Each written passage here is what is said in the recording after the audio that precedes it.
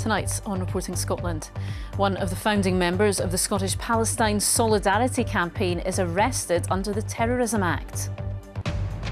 Our Tribunal hears testimony that a nurse who confronted a trans doctor in a hospital changing room wouldn't have treated trans patients differently. Also on tonight's programme, Green's co-leader Patrick Harvey sees off a bid to replace him as the party's top candidate in Glasgow at next year's election. Also coming up. I like looking at the ships and they're really big and beautiful. Visitors enjoy the last full day of the tall ships race in Aberdeen ahead of them setting sail for Norway tomorrow. And coming up in the sport, as Rangers prepare to tackle the Champions League qualifiers, head coach Russell Martin insists their tie with Panathinaikos won't define their season. Hello, I'm Laura Miller. Welcome to Monday's programme.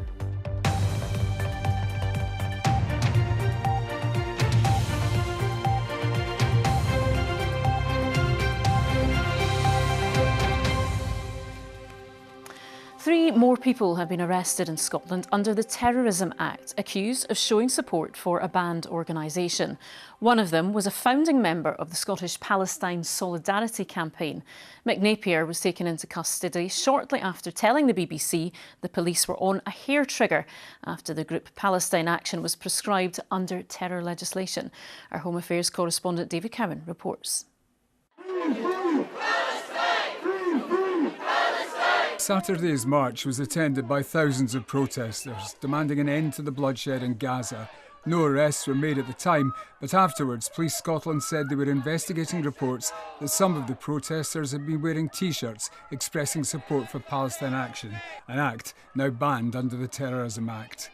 These T-shirts have been produced by the Scottish Palestine Solidarity Campaign. At another protest in Edinburgh today, one of the campaign's founding members insisted it was not referring to Palestine Action. So it was very clear that the terms are generic, not remotely connected to one specific organisation, but that we are protesting against genocide taking place before our eyes. Having said all of that, you felt the need to amend your own T-shirt. You're wearing one of the T-shirts that somebody's been arrested over, and you have changed it. Only because I know the cops are on a hair trigger. Are the police going to criminalise the word act? So we think it's time to act, and that was always the meaning of time to take action. Mick Napier left the protest a short time later and was arrested nearby under the Terrorism Act along with a 60-year-old man. Police Scotland said it was for showing support for a prescribed organisation at the march in Edinburgh. Palestine Action was banned after paint was sprayed on two planes at RAF Bryce Norton last month. The group's supporters say the ban is an authoritarian abuse of power, but it's received overwhelming support from MPs and the government standing firm. We have a statutory prescribing process. It's a robust process that involves security assessments and advice, and that security assessment and advice has been really strong and clear. This is about violent attacks on national security targets, which I think is important. Police Scotland declined a request for an interview today on its enforcement of the new law. Police Scotland's response to the protests will be tested to the full later this week with the arrival of US President Donald Trump. The force will no doubt repeat its long-standing position that it will protect the rights of people to protest peacefully, but anyone who breaks the law can expect a swift and robust response. A third protester was arrested under the Terrorism Act outside the Scottish Parliament this afternoon. Israel has denied its actions in Gaza amount to genocide. David Cowan, Reporting Scotland, Edinburgh. Well, meanwhile, three women appeared at Edinburgh Sheriff Court today after a van was driven into the fence at a defence factory in the city run by Leonardo UK. They've been charged with malicious mischief aggravated by a connection with terrorism. None of the women entered pleas to the charges. Now, the organisation which represents most police officers is expressing concerns over the arrangements for policing President Trump's visit here. The Scottish Police Federation says it's taking advice on possible legal action. Well, here is our news correspondent, Jamie McIver. Jamie, what more can you tell us about this then?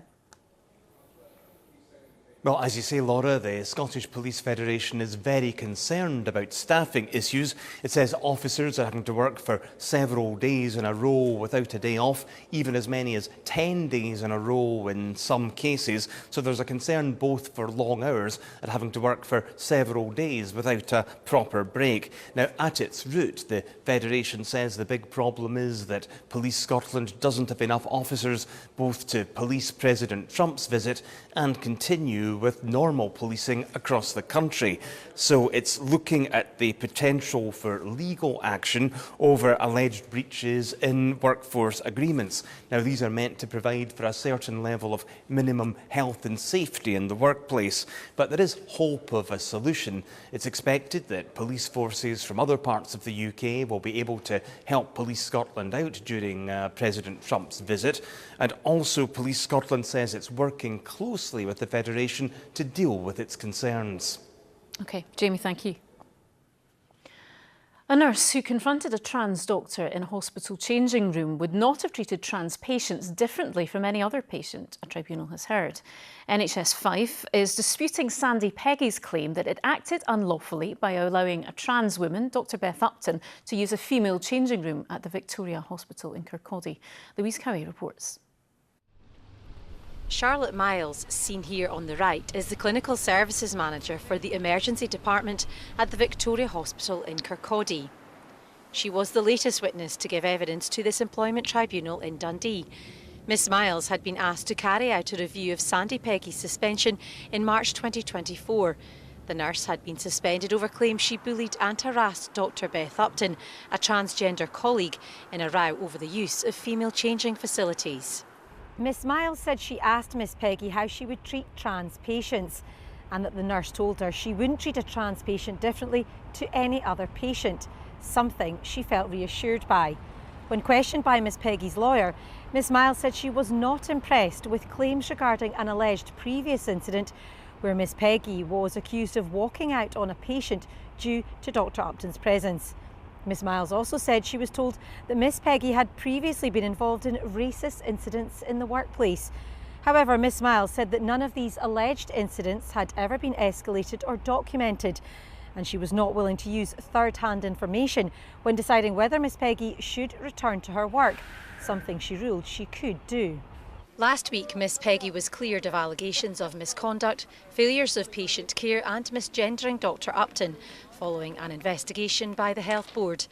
Miss Peggy claims her treatment was unlawful under the 2010 Equality Act and brought the case against NHS Fife and Dr Upton. The Health Board and the doctor deny this and are defending the action. Dr Upton previously told the tribunal, "I'm not interested in vengeance and I'm not interested in retribution. I'm interested in justice." Proceedings will continue tomorrow. Louise Cowie, reporting Scotland, Dundee. The Scottish Green co-leader Patrick Harvie has seen off a campaign to replace him as the party's top candidate in Glasgow at the next Holyrood election. He's standing down as co-leader at the election but wants to continue as an MSP.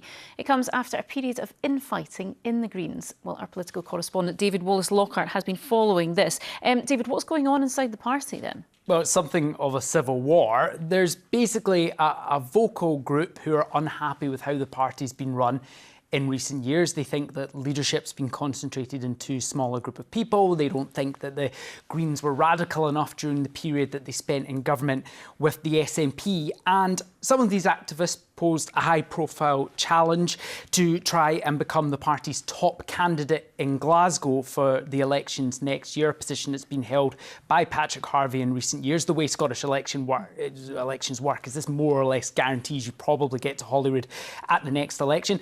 They made their pitch and the party members have still selected Patrick Harvie as their top choice. And actually across Scotland, every sitting Green MSP regionally, except one, Maggie Chapman in the northeast of Scotland, is going to be the top prospect on each ballot for the next election. That's the outcome of their list ranking. So essentially, the Scottish Greens have endorsed those who've been prominent in the party in recent years to probably go back to Holyrood. So if the party's having a civil war, it appears, at least in this battle, I suppose what we call the Green establishment has won. And this matters beyond the Green Party membership, though, doesn't it? It does, because the Greens only have about 7,000 members, but if we think about what the party's done in recent years, it's done deals with the SNP in the Scottish Government, even went into government with the SNP for a while. Now, we're to look at polls for the next Holyrood elections, and polls are polls, but at the moment they suggest the SNP could win, but need the support of another party in order to govern. And it looks like the group of Green MSPs who'll probably go back to Holyrood are those who in the past have been willing to do deals with the SNP. So that has an impact on all of us on how the next Scottish Government might look. But it's important to say the 2026 election is still some way away, so we shouldn't get too ahead of ourselves at predicting any sort of outcome, because a lot could change before then. Indeed. OK, thank you, David. A second Scottish tourist has died on holiday in Ibiza. 19-year-old Gary Kelly, who played for the Dundee Stars ice hockey team, died earlier today. The Ibiza Rocks Hotel said they've paused their advertised events programme at this time. Scottish tourist 26-year-old Evan Thompson fell to his death at the Ibiza Rocks Hotel in July. Gary Kelly's team paid tribute to the player on the club website. OK, Amy's here to tell us what's coming up on tonight's news at 7 over on the BBC Scotland channel shortly. Hello, what's happening? A lot of much more on all the day's news and sport, as always, of course. I'm particularly looking forward to this, though, because we're going to be hearing from amazing Anna, as I think I want to call her, Anna Rutherford. She's a mum of 3 from Mulgai, and she's managed to complete an ultramarathon so fast that she was actually home before anyone else had finished. So she ran from Bamburgh Castle in Northumberland to Edinburgh Castle, and we're going to hear all about that remarkable journey and how she managed to complete it quite so quickly. Yeah, the definition of a front runner there, isn't she? Definitely. We'll see you then. Thanks, you, Amy. Laura. Tonight's main news again.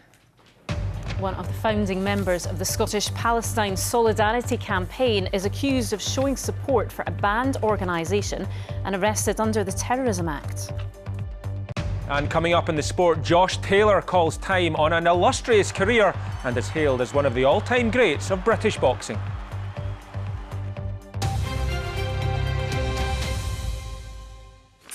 Now, it's described as Scotland's biggest tourist event of the year, and it was the last full day of the tall ships race in Aberdeen today as they prepare to set sail for Norway tomorrow.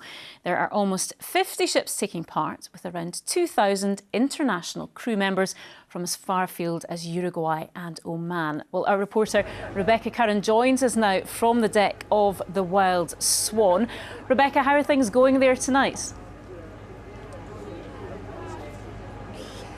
Great, Laura, and welcome aboard and welcome to the Tall Ships Festival, which have really brought this city to life over the past few days. This magnificent vessel is the largest of her kind in the world, and I am told that she is built to win races, but we're just going to have to wait and see about that.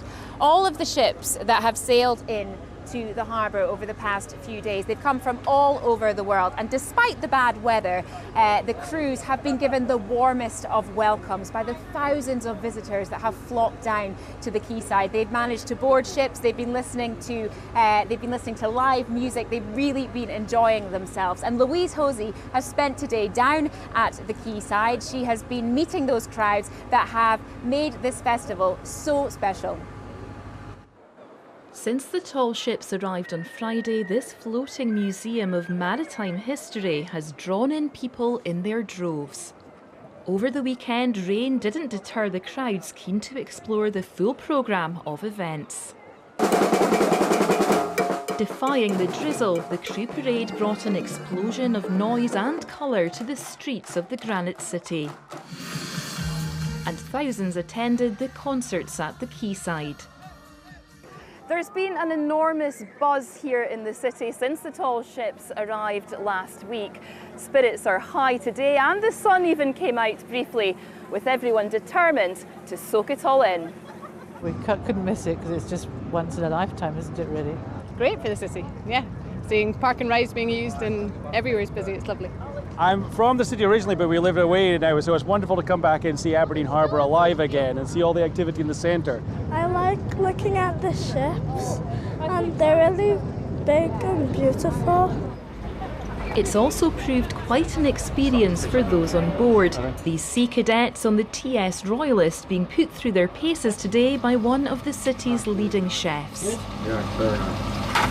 Even with the rain, people are happy, and there is a buzz about the city, and it's fantastic. It really is. I think we should certainly try and do more of these events. It's really good. It's sort of like a once in a lifetime opportunity, really. So it's memories for years to come. There's actually like a proper vibe going on here. I've lived in Aberdeen pretty much all my life. This is the first time I've seen proper big crowds, all excited to be here. That's your card. It's also provided a welcome boost to the economy. It's so positive. The hotel and our Athenaeum suites have been full. We've got people from Europe, we've got some people from the US. Norwegian delegation arrived last night. Everyone has been just buzzing about the whole event. The Tall Ships has brought together people young and old from different countries and walks of life. It's the third time Aberdeen has been its host, and many will be hoping it won't be the last. Louise Hosey, reporting Scotland, Aberdeen.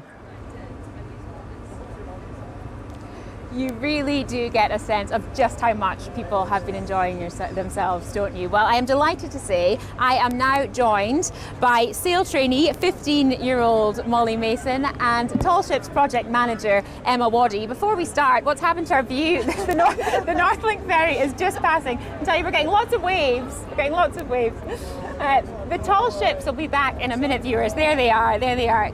Both of you, thank you so much for joining us. I want to start with you, Molly, because tomorrow you are going to embark on such an adventure, aren't you? Just tell us what happens for you tomorrow as a sail trainee. So tomorrow we're going to be setting sail, I think around 10 o'clock, and we're going to be learning the ropes straight away, which is going to be very cool to do.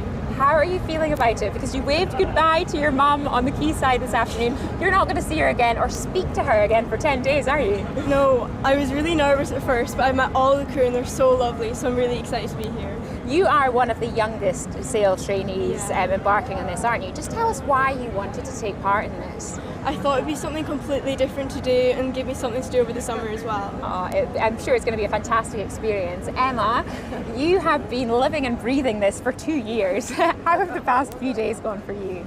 It's just been superb. Everybody's here. The crowds are packed into the quaysides enjoying all the different performances, and it's just been brilliant fun. What has been the highlight for you over the past 3 days?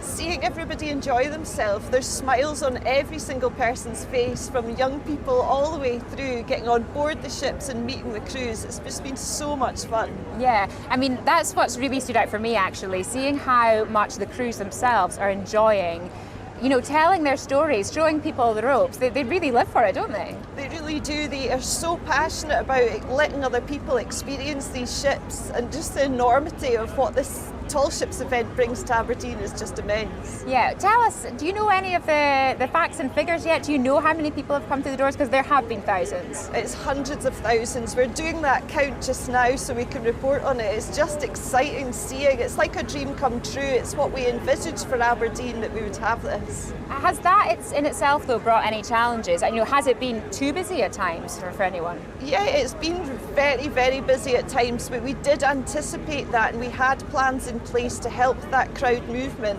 It's been a wee bit sore on people's feet at times, a long walk to see everything, but it's been worth it. Great. And Molly, this whole race, this is about teaching people like yourself the ropes. What are you most looking forward to? Scrubbing the deck, or? I think climbing the mast and just seeing all the marine life about. Thank you both so much for joining us this evening. Well, it's not over yet. The ship sets sail again tomorrow. The race resumes. This time they're headed for Norway, but before that happens, there will be a spectacular parade of sail from Aberdeen Harbour, and I'm sure that crowds will come from far and wide to wave them off. Yes, some absolutely fantastic pictures you've been showing us there, Rebecca. Good luck to everybody involved and enjoy the rest of the festival. Thank you. Let's get tonight's sport now with Paul. That Northlink ferry was playing havoc with our signal, I think, earlier, but we got through it. Yeah, I like the tall ships. I didn't like the tall seagull. That looked absolutely terrifying. I know, terrifying. Yeah. We'll get some sport? Absolutely, let's do it. Thanks, Laura. Hello there. The new Rangers head coach, Russell Martin, says their Champions League qualifying tie against Panathinaikos won't define their season as the Ibrox club prepare to tackle 3 two-legged fixtures in the hope of lining up in the group stage of Europe's top competition. So much is riding on what will be Martin's first competitive games since he arrived at Rangers last month. There's a huge financial windfall for the 32 clubs that make it through, but for Martin, an opportunity to impress the Ibrox support and make his mark on a squad he inherited just 6 weeks ago. So it's a really, really big game, but the season is a long season. We'll be defined by what we do between now and May, so you can build it up to be that. It's a big game. Every game for Rangers is a big game. Every game is a must-win at Rangers, but it's not season-defining. The squad will look very different in 4 or 5 weeks. I'm convinced of that. But the team we have now, the squad we have now, we have to put in a performance that looks like us, feels like us, and one that we can build off and ultimately win the game.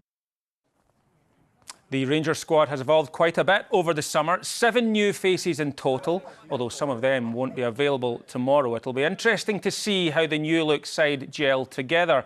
Captain James Tavernier, well, he's a real veteran of the team and has played under several managers during his 10-year spell at Ibrox. He says the new man in charge is getting his point across.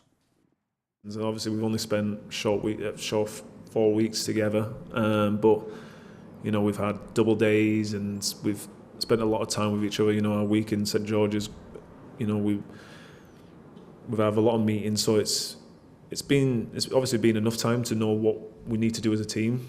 We just obviously got to show it on the pitch of what he wants us to do. Rangers know their potential opponents if they can see off Panathinaikos, Victoria Pilsen or Servette lie in wait. If they lose, they'll play either Besiktas or Shakhtar Donetsk in a Europa League qualifier. As for the other Scottish sides, well, if Aberdeen beat Michelin, they'll play Fredrikstad of Norway next, and either Decic of Montenegro or Rapid Vienna of Austria lie in wait for Dundee United in the Conference League if they beat Unastrassen. Boxing, and Josh Taylor says he's making a sad but necessary decision to retire from boxing after an incredible career that saw him clean up the light welterweight division. The 34-year-old has been advised to stop fighting on medical grounds. Andy Burke reflects on a career that saw the boy from Preston Pans take on the world. The undisputed junior welterweight champion of the world, Josh! The moment Josh Taylor conquered the world. In 2021, Taylor became the first and so far only male fighter from the UK to win all 4 belts in a single division and become undisputed world champion. That was the peak of the Scots' incredible rise, one which started years earlier in the amateur ranks. Taylor won a silver medal at the Commonwealth Games in Delhi in 2010 and represented Great Britain at the London Olympics in 2012. But it was at Glasgow 2014 where he shot to prominence, winning gold for Scotland to propel him into the professional ranks. Taylor came up hard and fast after turning pro, becoming world champion in just 15 fights, a unified champion in 16, and undisputed champion in only his 18th bout. Well, I think he compares with Ken Buchanan, and Ken Buchanan is by far and away not just the best Scottish boxer. I would put Ken Buchanan in the top 3 all-time British fighters. He belongs in that group. And also, I completely believe that Josh has a place inside that top 15 of British fighters of all time. A controversial victory over Jack Catterall in 2022 was the moment Taylor's rapid progress began to stall. Subsequent defeats to Teofimo Lopez, to Catterall in their rematch, and 2 months ago to Eko Essuman prompted questions over his future in boxing.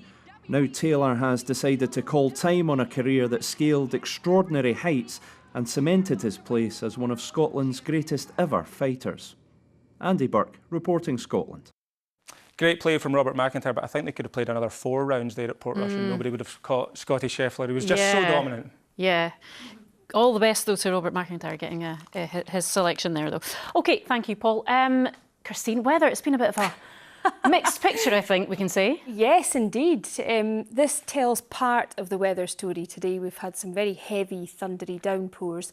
There's been a bit of everything, though, in today's weather, really. Thank you very much. Some sunshine. Yes, and some sunshine too. Yes, good evening to you. Yes, a mixed bag weather-wise today. We have had some sunshine. We've had some rain and we've also had some thunderstorms, and indeed until 9 o'clock this evening this Met Office yellow warning of thunderstorms continues, catering for the risk of localised flooding and difficult travelling conditions. And another Met Office yellow warning for rain valid until tomorrow morning across the West Highlands and parts of Argyll, because the persistent heavy nature of this rain in these areas may lead to some localised flooding and difficult conditions on the roads from surface water and spray. This frontal system will track a little further east overnight. It'll break up a little, becoming lighter and patchier. Quite a murky night and a very mild and muggy one once again too. So to tomorrow, and there will be a good deal of cloud around, but for many, especially in the west, it'll not be as wet as it has been today. Indeed, tomorrow I think Shetland will see the lion's share of the sunshine. Very pleasant, a high of 18 Celsius. For parts of Caithness and the northeast, after a sunny start, we could see some heavy, thundery downpours breaking out. And as I say, a lot of cloud around. It'll be thick enough in the west to produce some outbreaks of rain, quite mild and muggy once again. If you're heading to the last day of the tall ships race in Aberdeen, a dry, sunny start, but look out for some sharp, thundery downpours in the afternoon and quite a warm feel. Tomorrow evening, some heavy showers or longer spells of rain across eastern areas especially. And then as we look ahead to Wednesday, well, we have this area of high pressure anchored out to the west, and that's going to slowly influence our weather a little, but certainly not a completely dry forecast. Quite a good deal of cloud on Wednesday morning, and there will be some showers or longer spells of rain in the east and southeast, turning drier across central and southern areas later in the day, and still on the close side. That's the forecast. Back to you, Laura. Thank you, Christine. And that is Reporting Scotland. I'll have your lit news at 10:30. Until then, enjoy your evening. Good night.